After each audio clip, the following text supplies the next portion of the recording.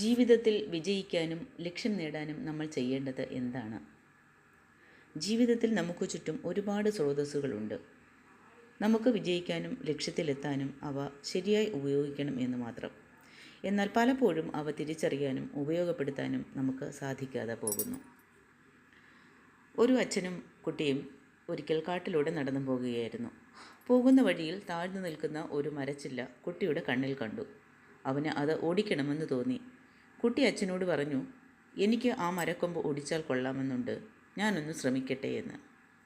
ഇത് കേട്ട അച്ഛൻ പറഞ്ഞു, അതിനെന്താ മോനെ, നീ ഓടിച്ചോളൂ, നിന്നെക്കൊണ്ട് സാധിക്കും. ഇത് കേട്ടപ്പോൾ അവന് സന്തോഷം തോന്നി. അവനേക്കാൾ ഉയരത്തിലാണ് മരക്കൊമ്പ്. കുട്ടി മരക്കൊമ്പ് പിടിക്കാനായി ചാടി. എന്നാൽ അവൻ പരാജയപ്പെടുകയാണ് ചെയ്തത്. അവൻ വീണ്ടും ശ്രമിച്ചു, പരാജയപ്പെട്ടു. കുട്ടി നിരാശനായി. ഇത് കണ്ട അച്ഛൻ പറഞ്ഞു, നിന്റെ പൂർണ്ണ ശക്തിയും ഉപയോഗിക്കൂ മകനെ എന്ന്. ഇത് കേട്ടതോടെ അവൻ്റെ ആത്മവിശ്വാസം വർദ്ധിച്ചു. അവൻ വീണ്ടും വീണ്ടും ചാടി നോക്കി. ഒടുവിൽ കുട്ടി കൊമ്പിൽ പിടിച്ചു. എന്നാൽ ആ കൊമ്പ് ഒടിക്കാൻ കുട്ടിക്ക് സാധിച്ചില്ല. അവൻ അച്ഛനോട് പറഞ്ഞു, എനിക്ക് ഈ ചില്ല ഒടിക്കാൻ സാധിക്കുന്നില്ല.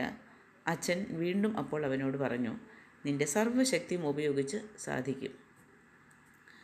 കുട്ടി വീണ്ടും ഒടിക്കാൻ ശ്രമിച്ചെങ്കിലും പരാജയമായിരുന്നു ഫലം. അവൻ കരഞ്ഞുകൊണ്ട് അച്ഛനോട് പറഞ്ഞു, എന്നെ പറ്റിക്കുകയായിരുന്നല്ലേ, ഇത് ഓടിക്കാൻ എനിക്കാവില്ല, എനിക്കതിനുള്ള ആരോഗ്യവുമില്ല. അച്ഛൻ അവനെ സമാധാനിപ്പിച്ചുകൊണ്ട് പറഞ്ഞു, നിന്റെ സർവ്വശക്തിയും ഉപയോഗിക്കാനാണ് ഞാൻ പറഞ്ഞത്. നിന്റെ അച്ഛനായ ഞാൻ നിന്റെ ശക്തിയല്ലേ. നീ ആവശ്യപ്പെട്ടിരുന്നെങ്കിൽ ഞാൻ നിന്നെ സഹായിക്കുമായിരുന്നു. നമ്മൾ ഒരുമിച്ച് അത് ഓടിക്കാമായിരുന്നു. പക്ഷേ നീ എന്നോട് ആവശ്യപ്പെട്ടില്ല. പലപ്പോഴും ഇതുപോലുള്ള നമുക്ക് ചുറ്റുമുള്ള സഹായഹസ്തങ്ങളെ നമ്മൾ തിരിച്ചറിയാതെ പോകും.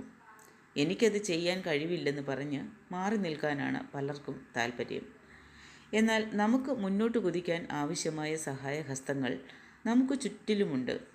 നമ്മളത് കാണുന്നില്ല. അങ്ങനെ ചുറ്റിലും ആളുകളുള്ളതും നമ്മുടെ കരുത്താണ് എന്ന് തിരിച്ചറിയണം. ആ സ്രോതസ്സുകളെയും ഫലപ്രദമായി ഉപയോഗിച്ച് വിജയത്തിലേക്ക് എത്തുന്നതിലാണ് മിടുക്ക്. ശുഭദിനം.